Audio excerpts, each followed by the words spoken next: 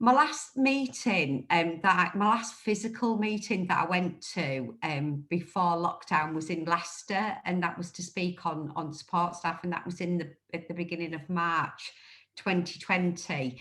And I just want to, I just want to bring this up because it was a similar situation. There were all, it was, they're a great branch and district, and that they have brilliant activists, but they didn't have any kind of prominent sort of support staff people there, and that wasn't anything that the branch or district weren't doing. It was just kind of, they were just looking for pointers maybe in the right direction about how to kind of get people involved, and that sounds like, obviously you're doing brilliant work, and that just kind of sounds like what you guys are looking for, which is what we should be doing, because we should be reaching out and talking to people that we need to be talking to. So that's great. So I just want to say, I mean, firstly, I'll give a little bit of history about the NEU, if that's all right, and just kind of where we're at,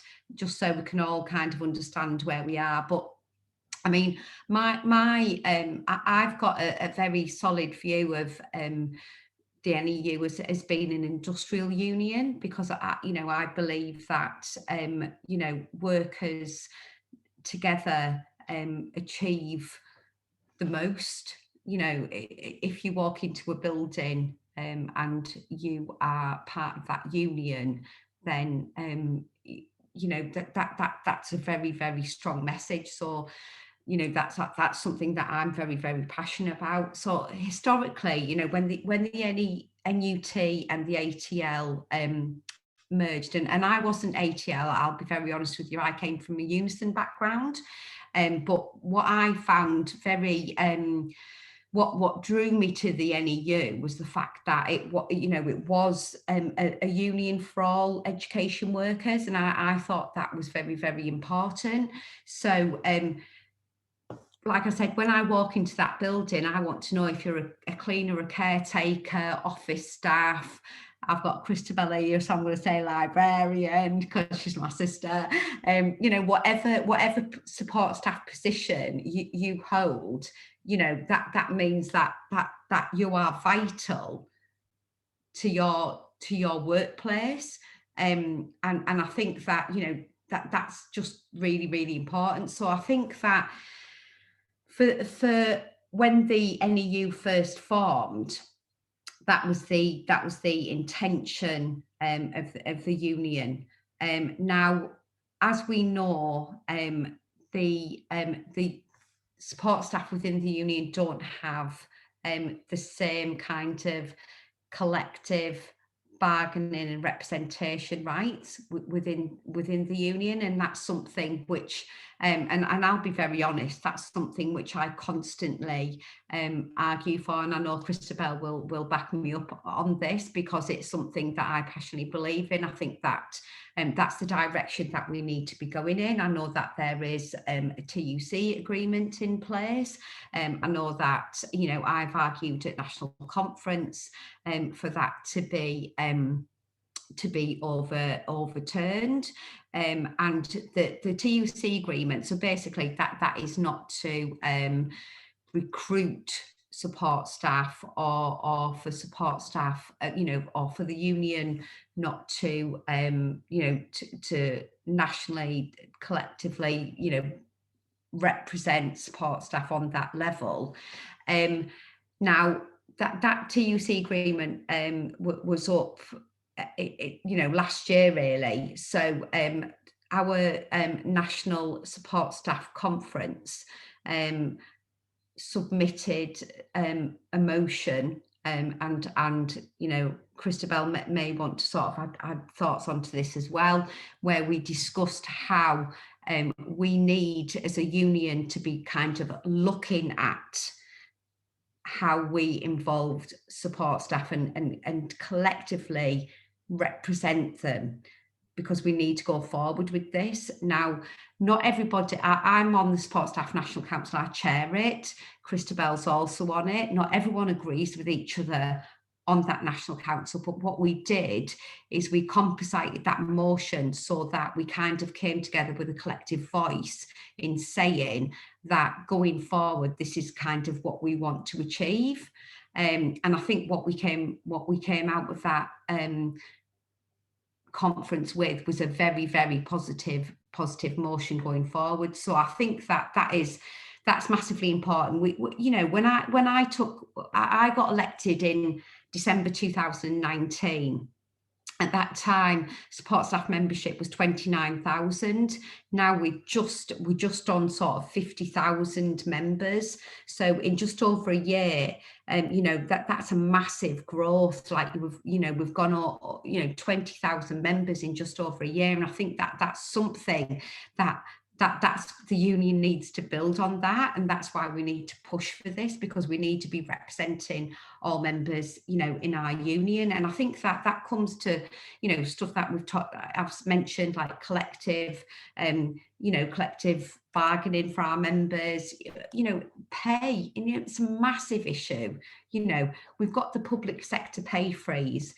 On the national executive, I'm on that we're in different committees, and I'm on the sort of the bargaining and negotiations committee. Now I always have an input into that, but nationally we don't have a voice on that at the minute, and we should have a voice on that, and I think that's really, really important.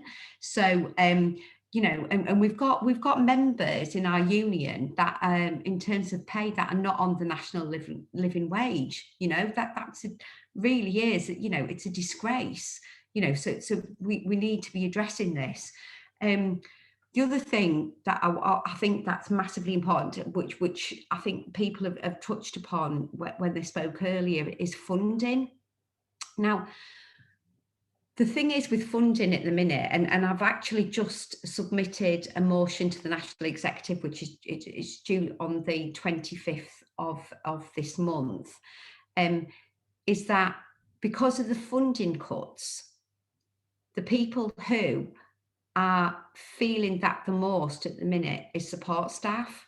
Now, support staff jobs are being cut, and that is going to have a massive impact on teacher workload as well. I mean, support staff are losing their jobs, but then as a result of that impact is on our teaching staff. So that's another thing that's why the National Union needs to be campaigning around all of these issues, because they affect all of us.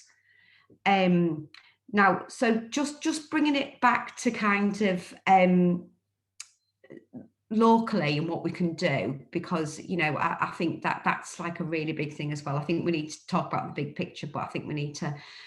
Now, I'm a workplace rep. When I first came into my job as a workplace rep,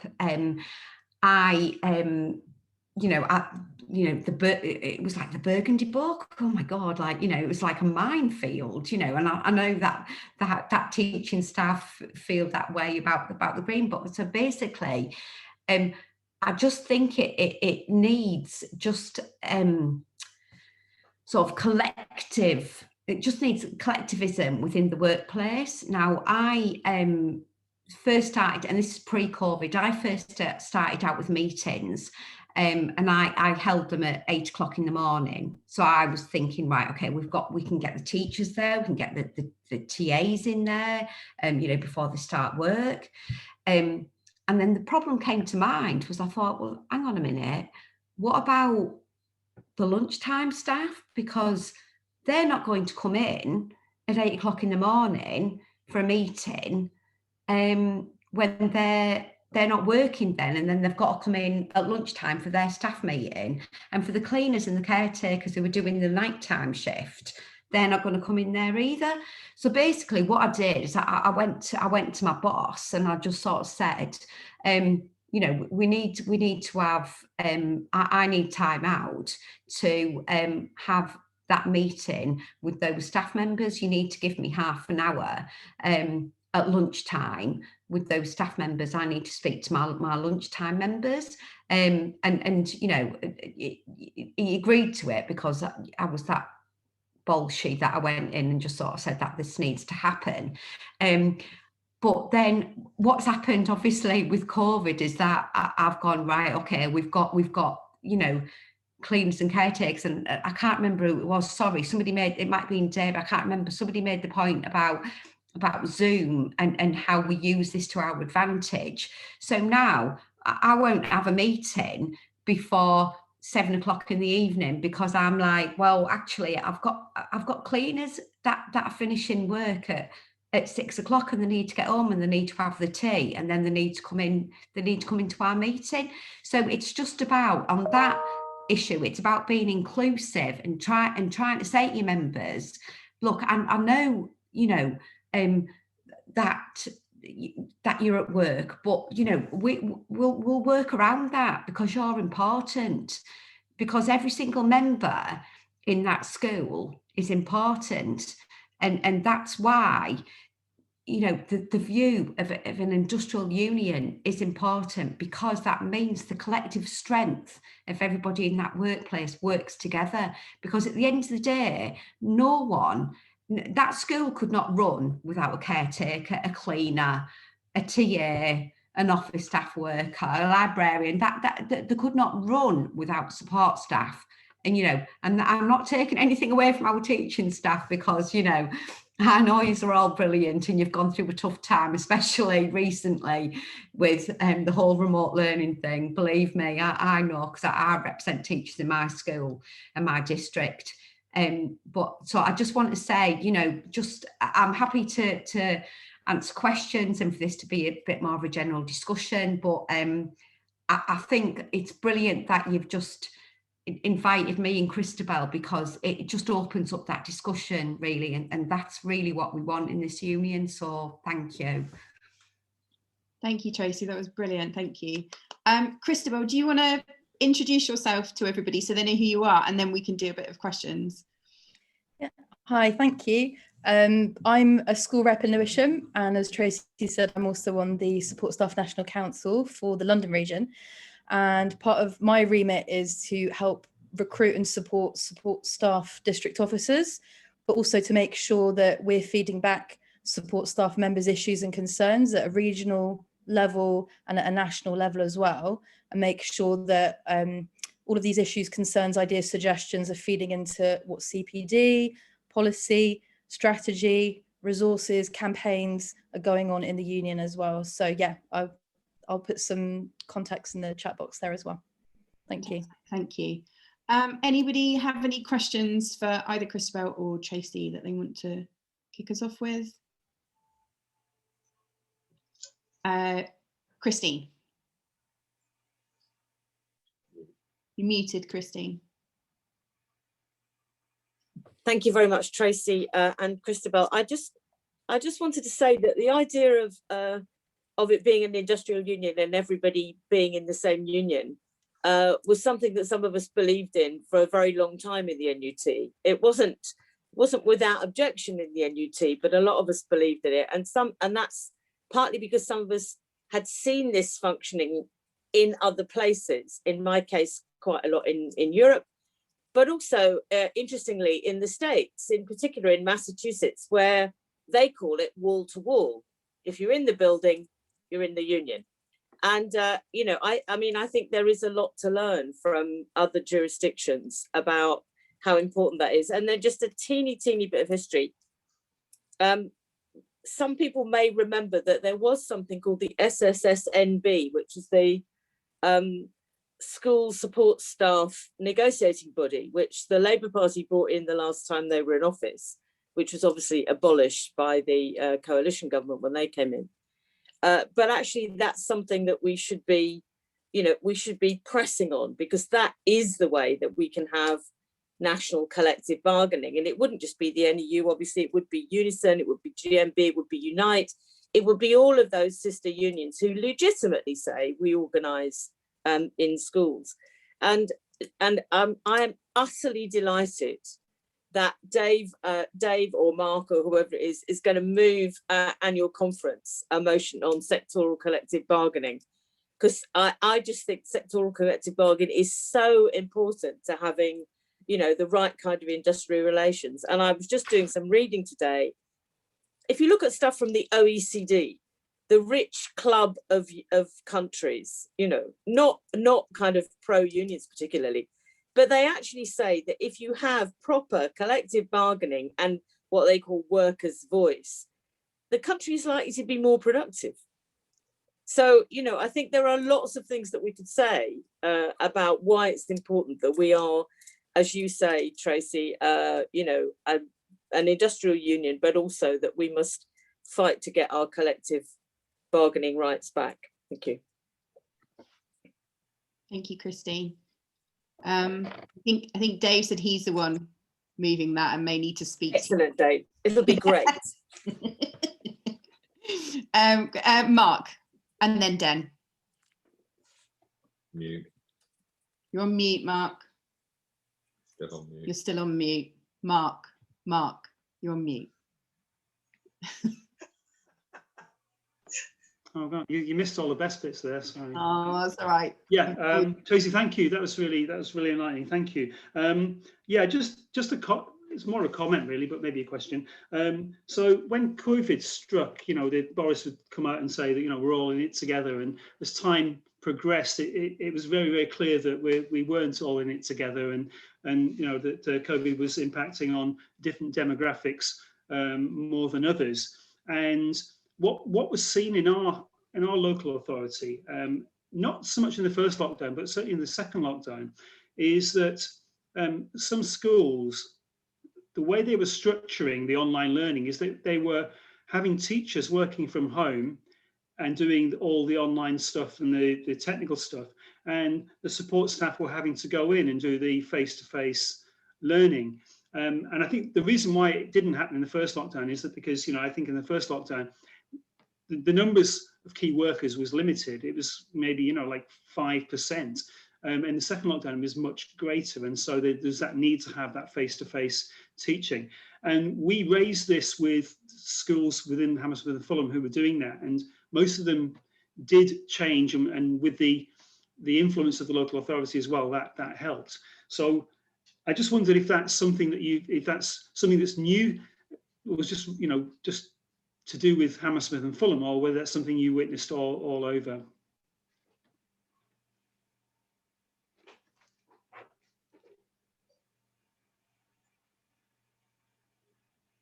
Now I'm on mute.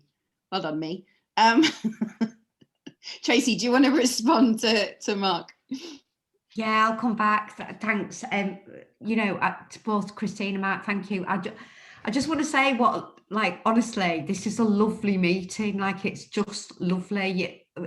Honestly, I really appreciate it, because it's just great to have this conversation, and, you know, thank you.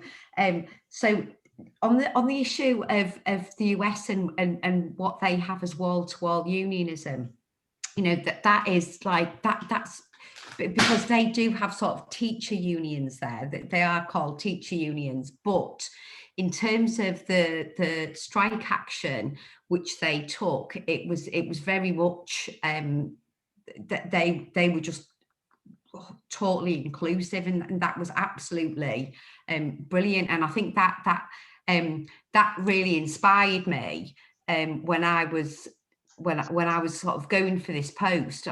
And there's a teacher trade unionist there called Lois Weiner. I don't know if anyone's heard of her. If not, please Google her. She's brilliant. Follow her on Twitter. She's amazing. And you know, and she's totally behind wall-to-wall unionism. In terms of the COVID stuff, like, do you know what? Absolutely massively. So I think the first lockdown, what happened is, you know, it was very sensible, wasn't it? The first lockdown, I think, in terms of, you know, education workers, and we were all kind of, we were on rotas, and, you know, the children that were in were the vulnerables and the key workers. I think, but I will say that through that, obviously, we all worked. I know, particularly in my school, teachers were on a rota, and certainly they weren't sat at home twiddling their thumbs like obviously the media think they were, but it was support staff that were largely in the building, you know, running the schools, caretakers, cleaners, etc. Now, what happened with this last lockdown was that certainly, you know, the teachers were doing the remote learning, working the socks off, you know, having that that responsibility of remote learning, you know, juggling those balls of remote learning and marking and doing everything else. So what was happening is they were expecting support staff in the building to teaching staff to take those lessons, and I know that in my school they had the lunchtime supervisors, you know, just to make their hours up. They had them going around reading to the children. Now, the lunchtime supervisors in my school didn't object to the fact that they were going around reading with children. They enjoyed going around reading with the children. It wasn't something that they didn't want to do. However, it was something that they were not paid to do, and it was something that was almost expected of them. And I think that that's where we need to be very careful in these sorts of things, don't we? Because it's kind of like, well, that's brilliant, they're doing that, but pay them for it, you know, because they're being paid for being a lunchtime supervisor. But if you want them to sit down and essentially take on the role of a teaching assistant, pay them a bit more. So I think that was like the you know, and that was the issue really that was going on with teaching assistants that were taking classes, because in that sense, we know that you know that your teaching assistants in your schools are very capable and competent of taking on, you know, sitting with children and teaching them, you know, but at the end of the day, they're not paid for it, and it's not in their working, you know, conditions in their pay. So that's where we've got to be very, very clear about these things. So that's where I think that kind of does that, and it's something that's been mentioned, Christabel, in our motion to national conference, hasn't it, about that job creep that's been coming in.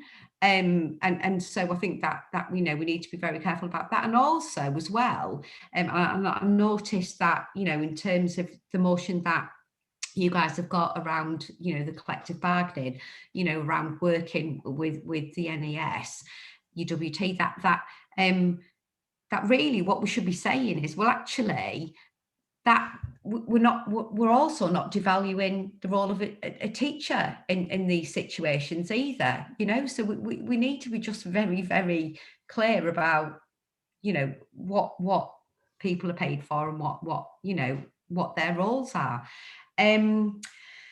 Just finally, something that I meant to sort of say earlier and I didn't, because I forgot, because I get off track, is about you know, the language we use. I know that was brought up and between Emma and David. Now, look, just honestly, I sit at executive meetings time and time again, and like, and I've got Kevin Courtney on speed dial, so every time he's on you know, Sky News, he gets bored of me ringing him, believe me, honestly, because every time he's on Sky News and he talks about teachers, I'm like, really, you know, pressing that button. Because, you know, we do need to be talking about education workers, and I totally understand that, you know, after coming from your background of NUT or what, you know, whatever teacher unions that people have come from, it is different than just to talk about education workers, but obviously that's part of it. And, you know, I continue to challenge that at every single executive meeting, just because, for one, it's my job, and for two, I think that it just obviously means that education workers then feel more valued and more of a part to play in our union. I love the fact that somebody put in the chat earlier about that there's £1 to pay if we don't say the word education workers. So anyway, but like, I'm happy to come back if there's more questions or more chat, because I think this is a great discussion. Thank you. Thank you, Tracey. Yeah. Den, I cut you. I didn't come to you because. No, it's fine. What would you like to say? Right. I'm going to ask a question, which is for Tracey and Christabel and probably Tom as well from Regional Office. I was just glancing at the things that you've just posted there, Christabel, because one of the great things about the fact that we merged with the ATL was that the sort of discussion about about becoming an educators union, that was sorted out in one go. You know, sort of we just were. But perhaps a difficulty about that was that we never had the real discussions in the run up to the NUT changing its culture, and it was the bigger portion of the NEU. And so I think we've still got some ways to go. So I mean, one of the things I was going to ask is whether you've got experience of how you initiate in districts and divisions where you haven't had already a kind of core of support staff workers who are active. How do we get them together? Because we're not quite hitting that ourselves. We do have people coming along, but our officer body is overwhelmingly teacher or ex-teacher. So I think we need some little initiatives because, you know, and I think, you know, I mean, with what Christine said about the American experience, I had that, but also I know that in Hammersmith, we had 8 years of Tory council a while back, and they tried to close down 4 different schools in education. We won 2 of them, and the other 2 we delayed, but eventually lost. But we won the 2 big ones, and we wouldn't have won those without support staff because they were rooted in the community in a way. It might be different in other parts of the country, but in a way our teachers weren't. Our teachers drive in, teach, drive away again for the most part. And there isn't a single one of our head teachers in Hammersmith and Fulham who lives in Hammersmith and Fulham. You know, so in winter they come here in the dark, they go home in the dark. They don't know the community, and I think that support staff are often for places like us. Again, it's different in other parts of the country where people perhaps do all work and live and teach and support and work in schools in their own communities, but it's very fragmented here. So we need to sort of build on that. So any ways, and you know, kind of Christabel, you know, like perhaps as you're more local, well, it doesn't matter on Zoom if you're local, I suppose, but as you are more local, maybe you could talk to us as a group of officers about, you know, here we go, get your support staff engaged 101 and give us some ideas. Before anyone answers, Den, you forgot Denise Fox. She is a Fulham girl. Ah. She's our only head teacher. She's a Fulham girl through and through. She went to Fulham Cross and now she's the head teacher of Fulham Cross. And I forgot that because I forgot that she'd become the head teacher. Yeah, oh, that's true. Yeah, after Bernie. Yeah, she did. Don't tell her because I'm scared of her. Yeah, she will. Yeah, she's a scary lady. Great. Okay. Any Tom, Christabel, or Tracey? I meant to do this earlier, but Tom, do you want to quickly introduce who you are because you're not? I mean, you anyway. Did introduce yourself, and then one of you guys can answer Den's. Hi. Yeah. So I'm the regional officer. I actually came from a nursing background, but jumped into ATL about 10 years ago and have been both a caseworker and an organiser. I'm currently the regional officer for Hammersmith and Fulham, but I come with an organising experience. My first question in response to what you were saying was, what's the makeup of your reps in the area? Dave? We have, just off the top of my head, William Morris sixth form is a support staff member. Fulham Boys School is a support staff member. I think maybe, so we've got a couple, can't remember any others off the top of my head, but we do have some support staff member reps. And in a couple of places we have people who aren't reps but are support staff, but predominantly they are teachers. Yeah, Mark. I'll pass the baton on. Tracey, Christabel. Yeah. Well, I think, as someone was saying, online meetings during this crisis have actually been a bit of a boon and been quite good for engaging people kind of with union activity. I'd say the most important thing with kind of support staff and getting them engaged with local activity is, first of all, make sure that you're talking to them in your workplaces and identifying support staff leaders in your workplaces as well. That's going to be really important. Making sure that you're inviting those support staff to meetings, encouraging them, as well as recruiting them as support staff reps. Maybe help up a support staff WhatsApp group that some of the district officers could be in as well. It's about kind of creating a space where support staff can feel confident with engaging with union without necessarily feeling a bit, I know when I first started getting involved in union stuff and feeling a bit, oh, I said the wrong thing here, I'm not sure if I'm saying the right thing, and meeting quite intimidating because it turns out the whole agenda was sorted out a week ago, and so on. I mean, that's for all members. If you're new, that's not just support staff. I mean, how the structure of the union works, the technicality stuff. So making sure people can access all of this as well, understand how it works. I'd survey your support staff, find out what the issues that they're facing at work. Even if they can't come to meetings, you want to know what's up in their workplaces with them. Make sure you put those items on your agenda. That will encourage people to come on if they want to talk about that. Maybe you want to get to the sector of your support staff. Say you've got a few librarians, for example. I'd be happy to have a meeting with them, and I can come and talk to them about the work we're doing with the Librarians Network. And also supporting your support staff to write motions. So I wrote a motion for conference about libraries and started getting librarians in my district along to meetings. They'd never come to meetings before, and now they regularly come. And motion, when it was taken to other districts in other parts, in other regions, librarians who'd never spoken at meetings were speaking on it. So things like that can really energize your support staff members. Hopefully there's some tips in there. Yeah, no, that was really great. Thank you, Christabel. And things that I think we can think about as for our general meetings as well, maybe having like a standing point where we talk about support staff. My brain literally can't remember any words. Tracey, is there anything else you want to add to that?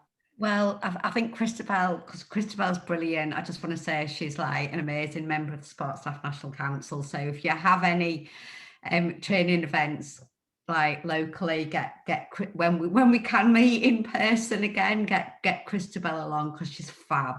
But if you do want to do anything in the meantime as well, I know myself and Peter Morris, who's the support staff staff officer, Peter was amazing, he's brilliant, and me and Peter do a lot of Zoom, online training, regional training, district training for support staff members. Even if you want to hold that event, I mean, I think that the crux of it is, like Christabel says, it's about talking to the members in the school in the first instance and getting them involved and finding out what their issues are.